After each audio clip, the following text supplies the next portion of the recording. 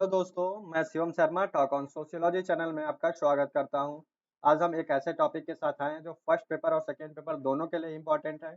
अगर second paper भी आप चाहे जो सब्जेक्ट हो, जिस सब्जेक्ट से भी सेकंड पेपर देते हो, हर सब्जेक्ट में लगभग ये चीज़ें मिलेंगी आपको। उसके बाद फर्स्ट पेपर में भी ये चीज़ें मिलेंगी। अगर दोनों पेपर को देख लिया जाए तो दोनों पेपर मिला के कम से कम 2 क्वेश्चन 3 क्वेश्चन तो यहाँ से पूछ ही लिया है। इस टॉपिक से 2 से 3 क्वेश्चन पूछता है। कम से कम एक क्वेश्चन तो हर साल 150 क्वेश्चन में से एक क्वेश्चन तो यहाँ से आएगा, ये तय है। तो चलिए देखते हैं। सबसे पहले हम समझते हैं सैम्पलिंग को। और सैम्पलिंग है क्या, इतनी साधारण भाषा में समझें कि यहाँ से क्वेश्चन गलत नहीं होगा। ठीक, एग्जाम्पल के साथ समझेंगे, ट्रिक के साथ समझेंगे, यहाँ से क्वेश्चन गलत नहीं होने देंगे हम आपका। और छोटा सा वीडियो है, बस आप हमारे साथ बने रहिए लास्ट तक। तो चलिए देखते हैं सैम्पलिंग क्या होता है, निदर्शन। देखिए ये टेक्निकल लैंग्वेज है, आप व्यवहारिक जीवन में इसका यूज बहुत करते हैं। तो कैसे करते हैं ये समझते हैं हम। जैसे यहाँ पे देख रहे हैं, दुकान पे जो है कि कई बोरे चावल रखे हुए हैं। इन चावल में से आपको चावल लेना है। और जब चावल ये लेना है तो आप देखेंगे कि कौन से बोरे का चावल अच्छा है। सबसे पहले चीज ये देखेंगे कौन से बोरे का चावल अच्छा है। मान लीजिए यहाँ अलग अलग किस्म के चावल रखे हुए हैं। मान लीजिए कि यहाँ पे चावल एक ही किस्म का रखा हुआ है। ठीक, और उसमें से कुछ बोरे में चावल अच्छे हैं, कुछ में उतने अच्छे नहीं हैं। लेकिन आपको इसमें से पसंद करना है कि किस बोरे का चावल अच्छा है। तो उसके दो तरीके हो सकते हैं। पहला तरीका क्या होगा, पहला तरीका और सबसे अच्छा तरीका ये माना जाएगा कि आप बोरे को पूरी तरह से, बोरे में से चावल पूरी तरह से निकालिए। पूरे बोरे का चावल निकाल के फैला दीजिए और एक एक कण को उसके देखिए। ठीक, ये चीज। दूसरा तरीका क्या है, दूसरा तरीका ये है कि बोरे में से हाथ डालिए बोरे में और एक मुट्ठी चावल निकालिए। बोरे में जो अगर संख्या आपके हाथ में जो चावल आई है उसमें अच्छे चावल की संख्या अच्छी हो, ज्यादा हो गई, तो इसका मतलब उस बोरे की चावल अच्छी है। ये दूसरा तरीका है। तो आपको सबसे आसान तरीका कौन सा लगेगा ये बताइएगा कमेंट बॉक्स में। चलिए हम इसको समझते हैं। तो ये जो आप तरीका अपनाते हैं कि उस बोरे में से एक मुट्ठी चावल निकालें और देखिए ये चावल क्या अच्छा है। ठीक, और उस चावल के आधार पे हम पूरे बोरे के चावल का अनुमान लगा लेते हैं। यही तो सैंपलिंग है। ठीक, दूसरा एग्जांपल हम देखते हैं। आप चावल घर में बनाते ही होंगे, चावल बनाते होंगे, सब्जी बनाते होंगे, दाल बनाते होंगे। चलिए मान लीजिए कढ़ाई है। ठीक, इस कढ़ाई में सब्जी बन रहा है, आलू गोभी मटर की सब्जी बन रही है इसमें। ठीक, इसमें आलू गोभी मटर की सब्जी बन रही है। अब आप लोग क्या करते हैं, कढ़ाई में सब्जी टेस्ट कैसे करते हैं कि सब्जी ये अच्छी बनी है, पक गई है कि नहीं पक गई है, नमक नमक कैसा है या इस सब्जी का टेस्ट कैसा है। ठीक, अगर इसको टेस्ट करना हो, जो सब्जी बनाता है वो टेस्ट करता है किसी को देने से पहले, तो वो टेस्ट कैसे करेगा। वो एक कटोरी में थोड़ा सा सब्जी निकालेगा, एक आलू निकाल लेगा, एक गोभी निकाल लेगा, एक थोड़ा सा सब्जी निकाल लेगा। एक कटोरी में सारी थोड़ी थोड़ी चीजें निकाल ली, एक ग्रेवी निकाल लिया थोड़ा सा। अब इसको थोड़ा सा चखेगा और कहेगा कि हाँ इसमें नमक ज्यादा है कि नमक कम है, या नमक जो है जिस तरह से जो टेस्ट रहेगा उसके आधार पे इस सब्जी के साथ वो बर्ताव करेगा। अगर इस सब्जी में नमक कम होगा तो इसमें नमक बढ़ा देगा। अगर इसमें क्या होगा, नमक ज्यादा होगा तो पानी बढ़ा देगा या कोई और उपाय कर लेगा। तो ये जो तरीका होता है कि आप थोड़े सी चीजों को लेके ज्यादातर का अनुमान लगा लेते हैं, तो यही तो सैंपलिंग है, जो कि आपके जीवन में हमेशा होता रहा है। समझ में आई चीजें।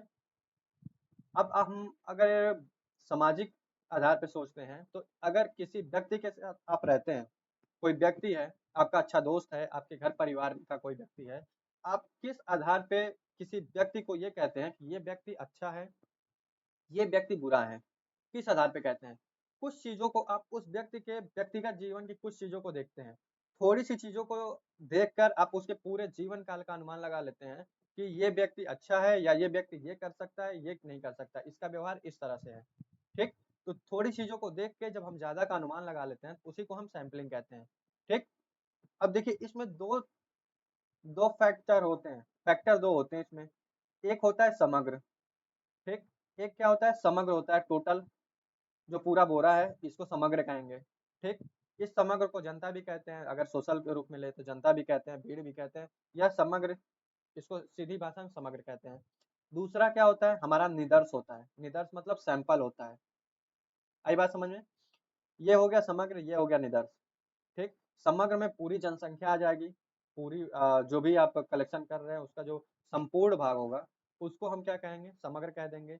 जो जिसको थोड़ा सा लेंगे हम उसको क्या कह देंगे, उसको निदर्श कह देंगे। उसके बाद देखते हैं ये तथ्य संकलन की एक विधि है जो कि आपके अ, शोध को अच्छा बनाती है, आपके समय को बचाती है। तो इसकी विशेषताओं को हम देख लेते हैं। समग्र, ये निदर्श जो है सैंपलिंग समग्र का प्रतिनिधित्व करता है। ऐसा नहीं है कि आप जो एक मुट्ठी चावल निकाले हैं उसको देख के कहे केवल इस बोरे में यही चावल अच्छा है। कुछ वो पूरे बोरे का वो प्रतिनिधित्व कर रहा है। उतना चावल जो है पूरे बोरे का अनुमान लगाने के लिए काफी होता है। तो समग्र का प्रतिनिधित्व करता है। उसके बाद पर्याप्त आकार होता है। मतलब देखिए, आप ये नहीं कि एक दो दाना चावल उठा लिए या सैंपलिंग से या किसी व्यक्ति का अनुमान लगा रहे हैं तो एक आध बार बात करके उसका अनुमान लगा लिए कि हाँ ये व्यक्ति अच्छा है या ये व्यक्ति बुरा है।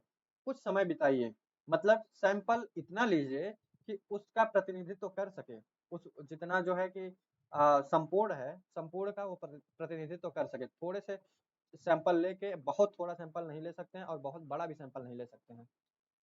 और तीसरी चीज है निष्पक्षता।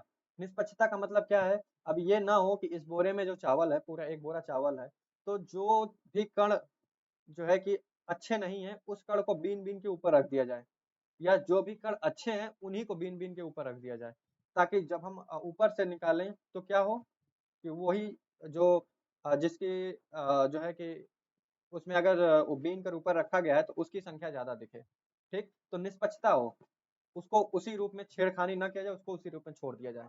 उसके बाद साधनों की अनुरूप अनुरूप हो, जो आपके पास साधन है उसी हिसाब से सैंपल लेंगे, उतना ही सैंपल लेंगे। सामान्य ज्ञान तथा तथ्य पर आधारित हो, व्यवहारिक अनुभव पर आधारित हो। अगर आपको चावल के गुण का पता ही नहीं होगा, आपके पास अनुभव ही नहीं होगा, तो आप चावल अच्छा है या बुरा है ये आप क्या अंदाजा लगा सकते हैं। रंग देख के चावल का अंदाजा नहीं लगाया जा सकता है, वैसे ही रंग देख के किसी व्यक्ति का अंदाजा नहीं लगा सकते हैं आप। ठीक, कोई मीठा मीठा बोल रहा है तो ये नहीं कह सकते कि इस व्यक्ति का व्यक्तित्व भी उतना ही मीठा होगा। तो ये चीजें इसकी विशेषता है। ठीक, अब इससे लाभ क्या होता है। लाभ होता है कि समय और धन की बचत। अगर आप समग्र का अध्ययन करना चाहेंगे तो बहुत ज़्यादा पैसा लग जाएगा, बहुत ज़्यादा समय लग जाएगा। उसके बाद श्रम की बचत, जब धन और श्रम की बचत ही होती है।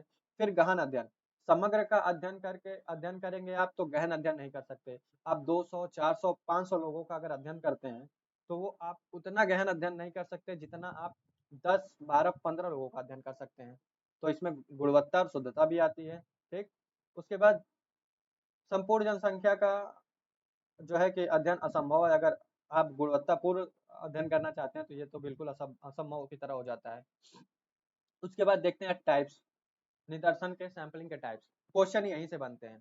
क्वेश्चन बनता क्या है कि निदर्शन कितने प्रकार के होते हैं और कौन कौन से होते हैं। निदर्शन दो प्रकार के होते हैं, एक संभावित निदर्शन होता है, एक असंभावित।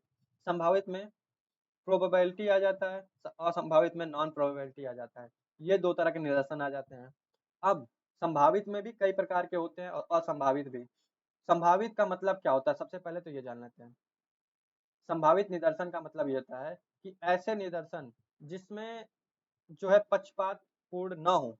ठीक, पक्षपात न हो और सबके चुने जाने का संभावना अधिक हो। ठीक, संभावित निदर्शन में क्या होता है कि सभी के चुने जाने का संभावना अधिक हो, अर्थात जब जो हम निदर्श यूज किए हैं, जो हम सैंपल लिए हैं, वो पूरे समग्र का प्रतिनिधित्व करे, तो वो ही होता है संभावित प्रतिदर्श। असंभावित क्या होता है, हम अपने सुविधा के अनुसार इसमें जो है कि चयन करते हैं कि इन इन लोगों को लेंगे तो जो है कि हमारे आवश्यकता, जो हमारा उद्देश्य है उसकी पूर्ति हो जाएगी, तो उसको ध्यान में रख के हम इस निदर्श का यूज करते हैं। ठीक, ये बातें समझ में आई। जैसे अगर हम देखते हैं, अगर एग्जाम्पल संभावित निदर्श और असंभावित निदर्श को देख लें, तो अगर हम एक गांव में, ठीक, एक गांव में शिक्षित महिलाओं के औसत का जो है अध्ययन करते हैं कि एक गांव है उसमें कितनी महिलाएं शिक्षित हैं, इसके औसत निकालना है। ठीक, और किस प्रकार की शिक्षा में है, ये बातें ये इसका अध्ययन करते हैं। तो इसमें हम कैसे क्या कर सकते हैं, संभावित निदर्शन में ये हो सकता है कि सभी महिलाओं को इकट्ठा किया जाएगा। ठीक, सभी महिलाएं जो हैं वो हमारी क्या हो जाएंगी, समग्र हो जाएंगी। उसमें से रैंडमली कुछ महिलाओं को ले लिया जाएगा। ठीक, उनसे पूछताछ की जाएगी और वो उस आधार पे पूरे समग्र का अनुमान लगा लिया जाएगा। आई बात समझ में? असंभावित में क्या होता है, हम उन्हीं महिलाओं को इकट्ठा करेंगे या हम उन्हीं महिलाओं को लेंगे जो शिक्षित होंगी, ठीक, और उसमें से जो हमारा उद्देश्य होगा उसको ध्यान में रख के हम उन्हीं लोगों का सैंपल भी यूज करेंगे। आई बात समझ में? ये असंभावित निदर्श हो जाएगा। अब देखिए, संभावित निदर्श के प्रकार, ये 4 प्रकार आप याद कर लीजिएगा, जो कि याद करने की जरूरत नहीं है, अभी हम आपको याद करा देंगे, चुटकी में याद कराएंगे, आपको चीजें भूलेंगी नहीं, फिर कभी नहीं भूलेंगी, और ना ही यहाँ से एक क्वेश्चन गलत हो सकता है।